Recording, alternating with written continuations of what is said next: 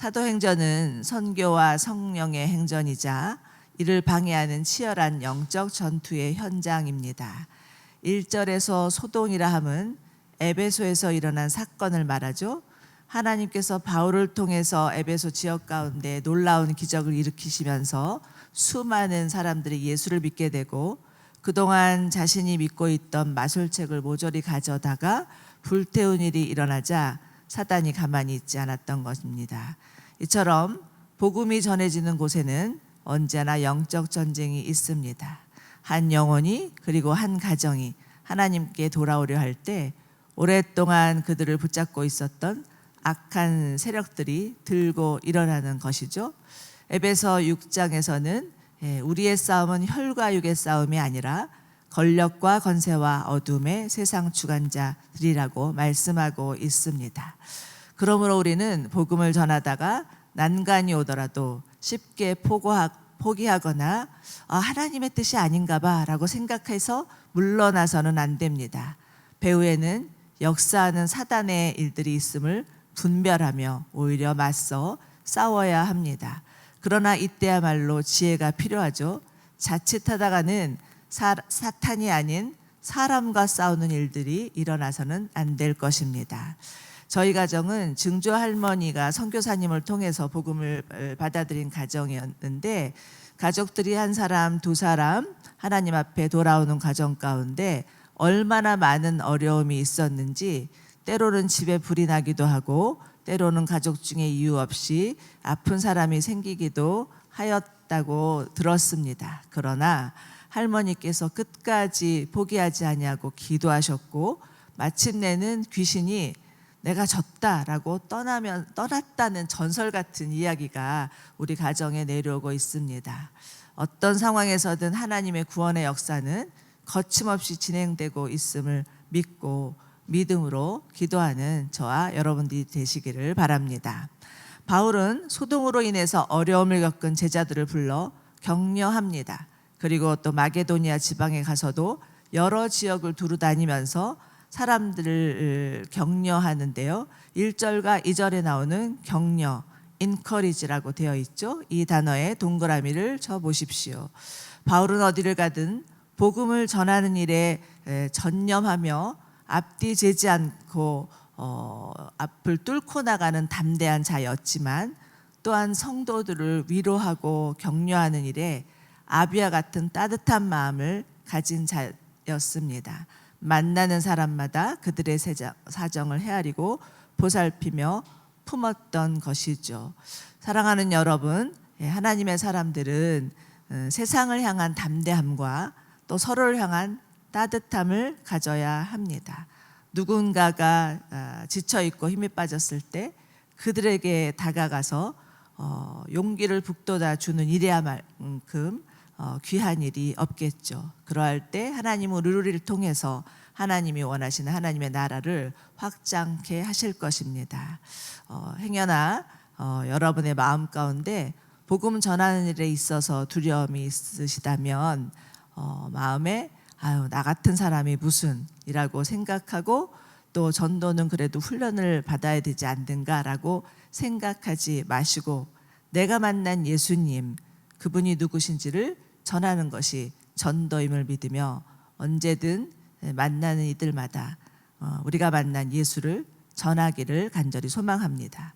또한 여러분의 공동체 가운데 위로와 격려가 필요하신 분이 계시다면 성령께서 어느 날 문득 생각나게 하시는 떠오르는 사람이 있다면 주저하지 마시고 미루지 마시고 연락해 보시면 희한하게도 이분이 참 격려가 필요했었구나라는 생각을 하게 되는 경우들이 있습니다.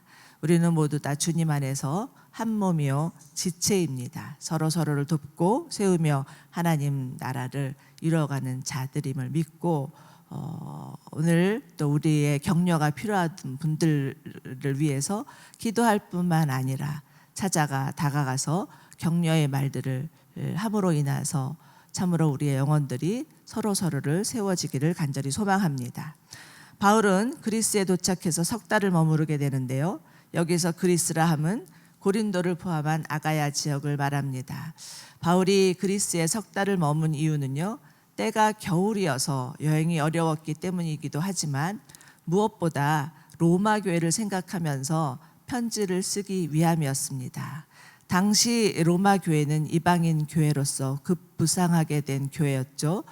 바울이 세운 교회는 아니었지만 매우 많은 이방인들이 대거 예수님을 믿게 되면서 이들에게 필요한 것은 복음에 대한 이해였습니다.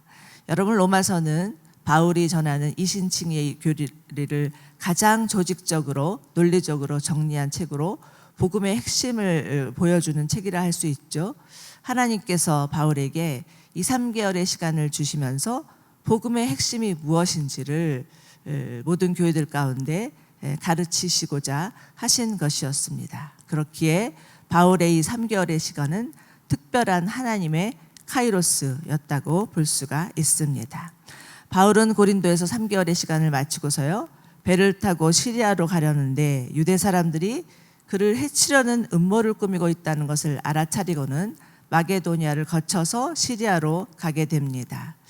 이처럼 때로는 우리가 주의 일을 하려 할 때 길이 막히는 것 같을 때가 있습니다. 그러나 하나님은 또 다른 길, 우회로를 준비하시죠.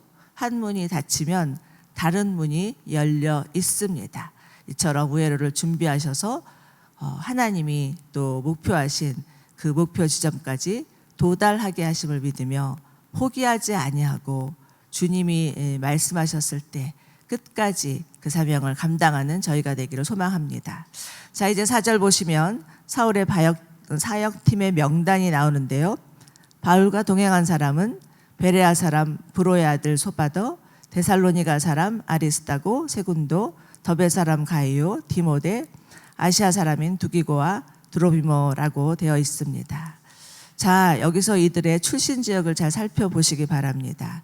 이들은 모두 바울의 1차, 2차 선교여행을 통해서 전도한 지역의 사람들이었죠. 다시 말해서 전도의 열매였습니다. 이들은 바울이 가는 곳마다 항상 동행하며 함께 사역한 바울의 동료들이었죠. 그러니 바울의 심정이 얼마나 뿌듯했을까요? 말도 많고 탈도 많은 1차, 2차 전도 여행이었지만 하나님께서 가는 곳마다 복음의 열매를 거두게 하셨던 것입니다. 그런데 흥미로운 것은 그 데살로니가 사람 아리스다고의 이름의 뜻은요, 베스트, 룰러라는 뜻을 가지고 있고요. 또 세군도는 넘버 2라는 뜻입니다. 즉 아리스다고는 높은 지위를 가진 사람이었고 세군도는 이름도 없이 번호로 불릴 수밖에 없는 종이었습니다. 그러나 이들은 함께 바울의 동료가 되고 바울의 사역팀이 되었던 것이죠. 사랑하는 여러분, 이처럼 복음에는 차별이 없습니다.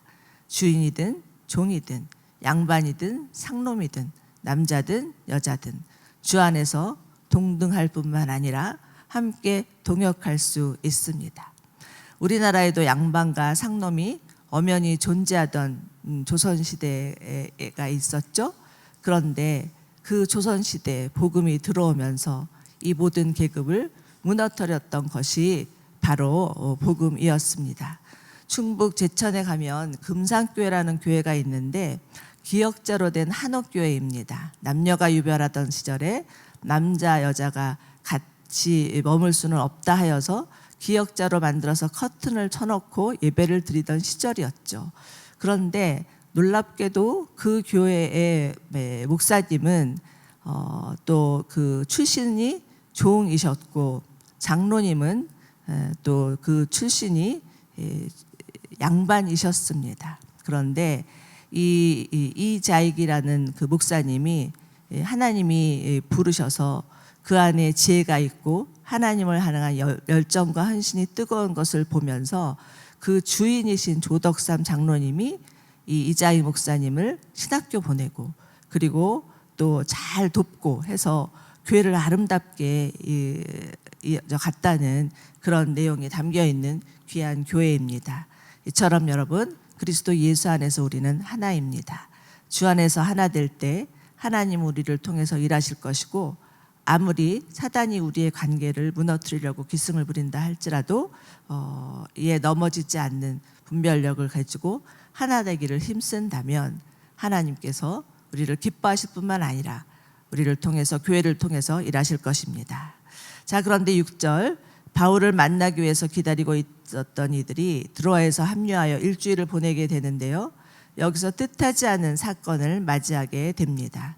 7절 보시면 안식 후 첫날에 우리는 빵을 떼기 위해서 모였습니다 라고 말씀하고 있죠. 안식 후 첫날이란 주일을 말하겠죠. 이들이 벌써 주일 예배를 드리고 있었다는 것을 알 수 있습니다. 여기서 그리고 또 빵을 뗀다는 것은 물론 성도의 교제를 말하기도 하지만 더 큰 의미는 성찬을 의미하는 것이죠. 아마도 성도들과 일과를 다 마치고 저녁에 모여서 함께 예배하기 위해서 모였던 것 같습니다. 그리고 바울은 곧 떠나기 전에 그 다음날 떠나야 됐기 때문에 밤늦게까지 말씀을 전하였는데요, 여기서 우리가 놓치지 않아야 될 것은 예배의 중요한 요소는 말씀과 성찬이다. 살아계신 하나님의 말씀이 선포되고 우리를 죄에서 구속하신 예수 그리스도의 십자가의 죽으심을 기리며 감사하며 증인의 삶을 살겠다고 다짐하는 것이 예배임을 배울 수 있습니다. 우리의 모든 예배 가운데 늘 생명력 있는 말씀이 선포되고 예수님의 십자가의 도를 기리며 전하는 자들이 되시기를 소망합니다. 자, 그런데 이때 생각지도 않은 해프닝이 벌어집니다. 6절, 8절, 우리가 모여있는 다락방에는 등불이 많이 켜져 있습니다 라고 되어 있는데, 이들이 모인 곳은요, 정말 그 많은 등불로 인해서 아주 따뜻한 다락방이었던 것 같습니다. 더구나 밤이 깊어지니까 또 바울의 설교가 길어지다 보니까 졸음이 올 법도 했겠죠. 유두고라고 하는 청년이 창가에 앉아 있다가 그만 너무 고됐던지 잠이 들었고, 너무 깊이 잠이 든 나머지 골아 떨어지는 바람에 그만 3층에서 떨어져 죽고 만 것입니다. 참 은혜로운 그 분위기 속에서 귀한 말씀을 듣고 있었는데 이것이야말로 대형 사고가 아닐 수 없었겠죠. 아마도 사람들은 어쩔 줄 몰라 당황하였을 것이고 좋았던 예배 분위기는 다 망가져 버렸을 것입니다. 그런데 이때 바울이 뛰어들어서 유두고 위에 엎드려서 그를 껴안고는 10절, 소란 피우지 마십시오, 그에게 목숨이 있소라고 말하죠.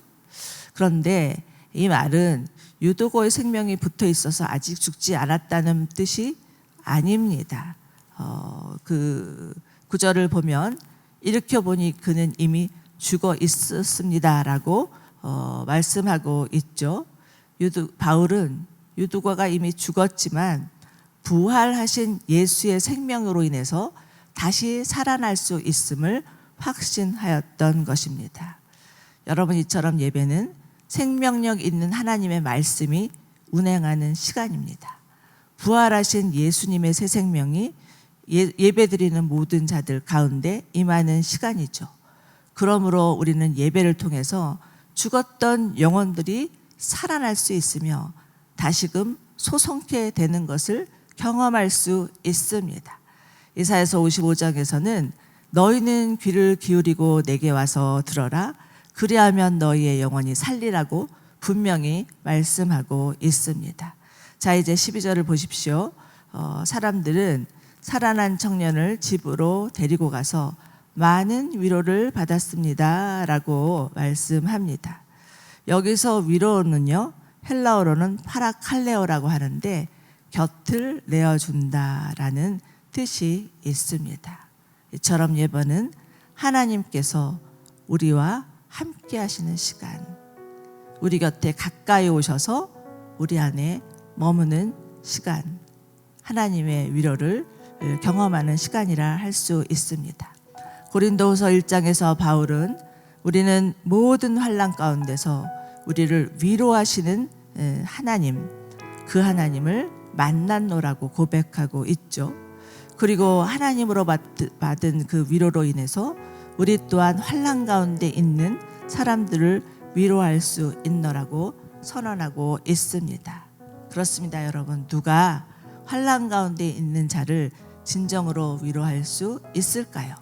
하나님의 크신 위로를 경험한 자만이 아프고 깨어지고 망가지고 고통당하는 자를 위로할 수 있을 것입니다. 우리 모두 하나님의 위로를 경험하기를 원하고 그 경험한 하나님의 위로를 가지고서 또 세상 가운데 나아가 어려운 이들을 위로하는 그러한 위로자가 되시기를 간절히 소망합니다.